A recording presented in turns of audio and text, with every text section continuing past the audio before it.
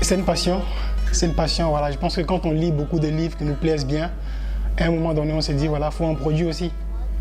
Tu vois, donc j'aime bien écrire, c'est depuis le collège, le lycée. Donc c'est pas quelque chose qui est né de la dernière pluie. Donc, je blogue toujours, je passe tout mon temps à écrire, tu vois. Donc au lieu de passer mon temps à faire que des posts Facebook ou bien écrire que des billets de blog, je me suis dit c'est quand même intéressant de produire un bouquin, tu vois. Et je compte pas m'arrêter là. Donc c'est une première, mais je pense pas que ce sera la dernière.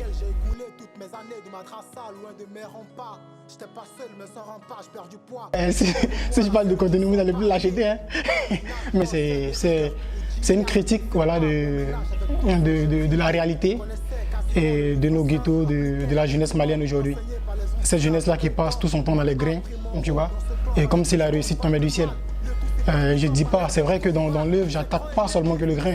Je ne dis pas que c'est mauvais de fréquenter les grains, mais je pense, et pour ma part, que c'est plus négatif que positif, quoi. Parce que quand on va dans les grains pour apprendre, pour causer, à un moment donné, il faut penser à mettre ça au moins en pratique. Mais revenir au grain 365 jours sur 365, voilà, je trouve personnellement que c'est abusé. Mais en même temps, dans l'œuvre, le grain, c'est juste les scènes. Voilà, à la base, c'est les scènes. J'utilise les grains pour essayer de parler de pas mal de sujets, voilà, qui minent la société, comme le terrorisme, par exemple, le chômage, voilà, et surtout les élections. Parce que tout se passe à une période électorale.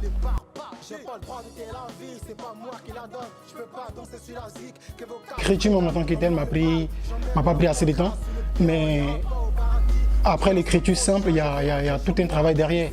Voilà, la rélecture, la correction des fautes, essayer de voir si l'histoire tient. Tu vois, donc je pense que c'est surtout ça qui est fatigant, quoi.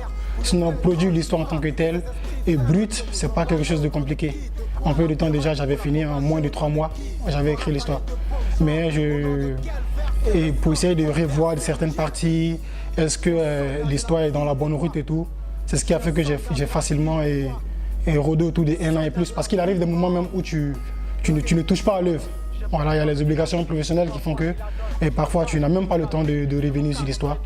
Voilà, mais ça m'a pas pressé dedans. Voilà, j'ai le produit assez rapidement parce que l'idée était déjà là, figée en tête. Donc ça a glissé, quoi. Je suis un soldat de la vie et toi? Je suis un soldat de la vie. Bon, je suis comme ça, je suis un touche à tout. Tu vois, et j'aime bien toucher à tout, je sais pas pourquoi, mais je suis comme ça. Je gère ça facilement, c'est pas aussi compliqué que ça. Je pense qu'il faut juste se donner le temps, voilà, juste se donner le temps. Et voilà, c'est tout. Sinon, je sais pas comment expliquer, je veux dire. En tout cas, ça me fatigue pas personnellement. Voilà, et je gère comme ça arrive, comme ça vient, simplement. Voilà, ça dit, je suis à la maison sur mon ordinateur, quand j'ai envie de bloguer sur un sujet, je blogue. Et puis, ben, je bosse pas à plein temps dans mon journal. Tu vois, donc j'ai quand même sur le moment le temps de pouvoir écrire mes textes, le temps d'aller en studio. J'ai en tout cas le temps de tout gérer. C'est pas quelque chose de compliqué pour moi en tout cas.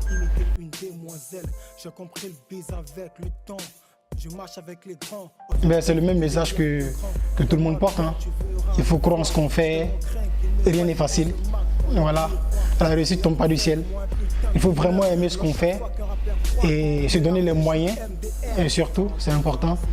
Et puis ne pas tricher, quoi. C'est-à-dire, tu verras qu'il y a pas mal de personnes dans un domaine aujourd'hui parce qu'il a un pote qui a réussi dedans.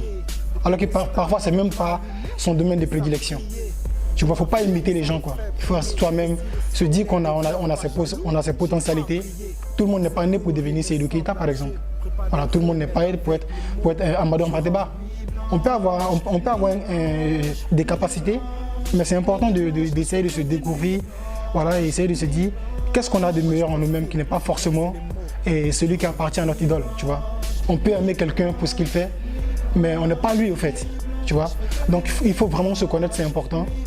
Et puis savoir vraiment ce qu'on veut, quoi. Voilà, donc qu'elle soit consciente, qu'elle ne lâche rien. Et voilà, ça viendra, c'est une question de temps. Il ne faut pas tricher surtout. Il faut laisser les choses, ça viendra quand ça doit venir. Donc voilà, c'est ce que j'avais à donner comme message. Nuit blanche, nuit blanche, nuit blanche, quand je fais que des nuits blanches, nuit blanche. Moi je profite pour faire danser les mots.